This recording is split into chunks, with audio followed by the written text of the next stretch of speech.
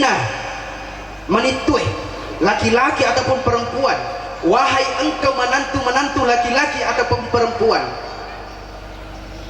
fadai, sejajarkan orang tuamu antara orang tua kandungmu dengan mertuamu.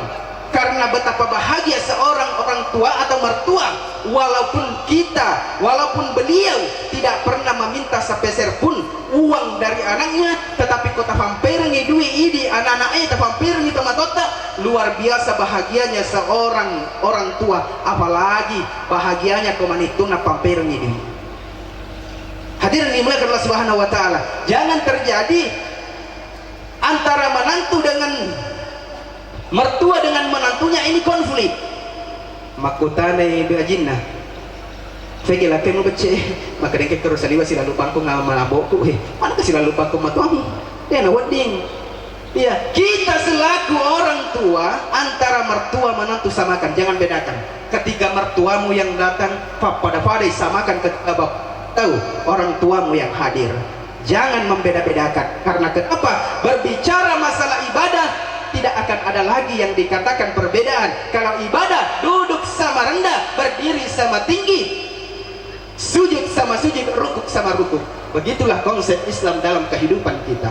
Yang ketiga, pesanku kepada orang tuaku bahwa pesan fakta lori tamatoi, wahai engkau yang menjadi orang tua, jangan pernah membeda-bedakan berapa banyak anak yang engkau lahirkan. Siaga anak-anak mujajian, jangan pernah membeda-bedakan antara anak yang satu, kedua, ketiga, keempat. Karena terkadang ada orang tua dia terlalu menyanjung anaknya yang telah sukses daripada anak-anaknya yang belum sukses. Perlu diperhatikan, anak boleh sama, alur takdir itu berbeda. Anak boleh kita lahir dari rahim ibu, tapi perbuatan, sikap dan takdir itu tidak pernah akan sama. Jadi kongka anak tak ajak tafasila lengi macoy maloloy tapada ngamang itero kakame mita ditajang manca tahu nih, wih berarti tanya tahu ya anak tak maloloy.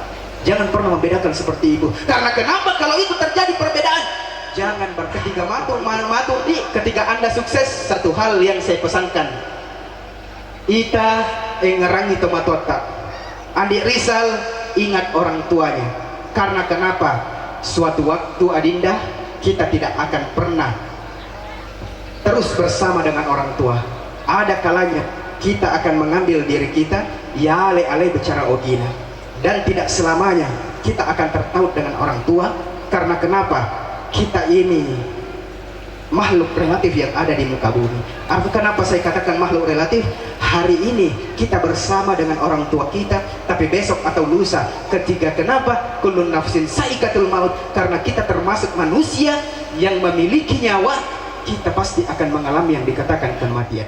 Ketika hari ini kita masih duduk bersanding dengan orang tua kita, duduk berbareng dengan orang tua kita, besok atau lusa ketika ajal sudah menjemput, orang tua pun tak akan bisa kita tahan. Maka dari itu, apa yang kita miliki di muka bumi ini, jangan sekali-kali pernah menampakkan rasa diri kita adalah ria, kesombongan dalam hati. Karena kenapa? Ketika kita sombong dengan harta, yakin dan percaya kotanya ini salaiwi alena salaiki. Kalau harta benda yang kita banggakan, kalau bukan harta itu yang pergi meninggalkan kita, kita yang akan meninggalkan. Kalau kita angku dengan jabatan, itu hanya adalah titipan dari Allah Subhanahu wa taala. Ketika itu terjadi, maka kembalikan bahwa kita makhluk yang hanya singgah sebentar berteduh di muka bumi Allah untuk melanjutkan perjalanan jauh lagi.